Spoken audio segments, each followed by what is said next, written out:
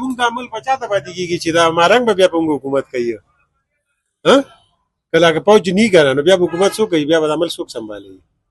نن دا غړي چې لکه انټرنیشنل میډیا بي بي سي څونه غټ غټ چینل دي نو دا خټول لګیای د خلکو د پیسو لپاره کوي کنه دا پاونډونه راځي او دې دا کوي نو باندې نت کې مې کتل مارنګ بالو پلار هم وي سکی دهشتګردي کوي مرشد دي ما نو دا بس او دا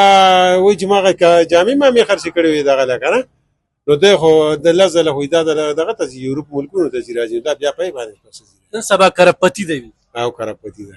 نو دا د خلکو سره دوغلا پن نه دي څنګه ګوره دي خلکو ته سم میسج ورکوي چې دی وخت په بلوچستان کې کوم خپل پکا دي سوجو کې د خپل فوج خیال وساتي کنه ځکه چې دا فوج نینو ورشه فلسطین ته وګوره فلسطین څه حال خنن بي بي سي چې کومه ده کنه د غزا او په فلسطین غلې ده او په مارنګ باندې دغه نو دا خو انټرنیشنل دغه دي کنه انټرنیشنل گیم دی کنه دا خلکو گیم دی کنه اصل کې عزت ته خبرو کوم دا ملک په پاکستان فوج بل څوک نشي والی دا چې وای کنه نو دا په خپل عوامو دی وای دا خپل عوامو در بل وکړي دی په دې باندې وای نو بس پکار هنر چې لکه دی اوس بهر ملکونو ته زمونږ خپل ایمیج خرابول پکار نه کنه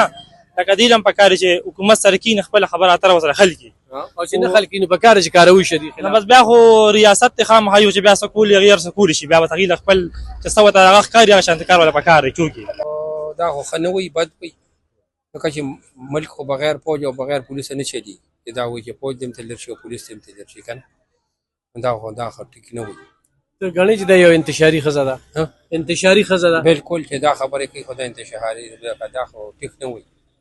کنه او خپل پوج سره ولاړی بالکل نه کدا عمل بغیر فوج چلیږي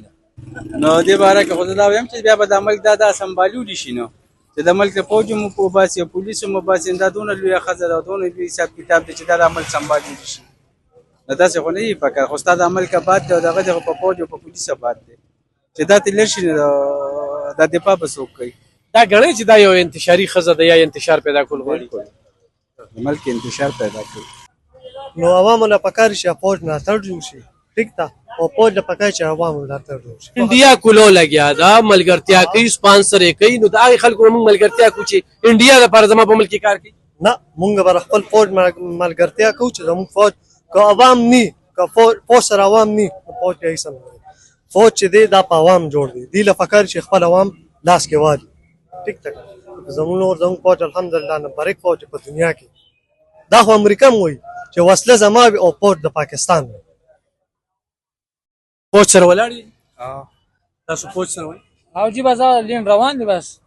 خپل فوج سره ولاړی بابا خپل فوج والی سره سره ولاړ خپل فوج خپل حکومت هم دي خپل فوج سره ولاړی او جی بالکل د دې خلکو خلاف تکاروي بالکل ولې نه جی بالکل اروح پکار اګان کو تونکو د خلکو خبره ترې د خپل فوج سره څنګه په څنګه ولاړ دی دغه غوښتنه کوي چې کوم دغه انټرنیشنل میډیا یا دی وخت کې انډیا هغه سپانسر کوي نو دغه خلکو ته پکار دی چې دغه چینل د آزاد طرف ته فلسطین طرف ته خپل توجه کی نه چې د یو دهشتګردي ست طرف ته شغه په دغه صوبه کې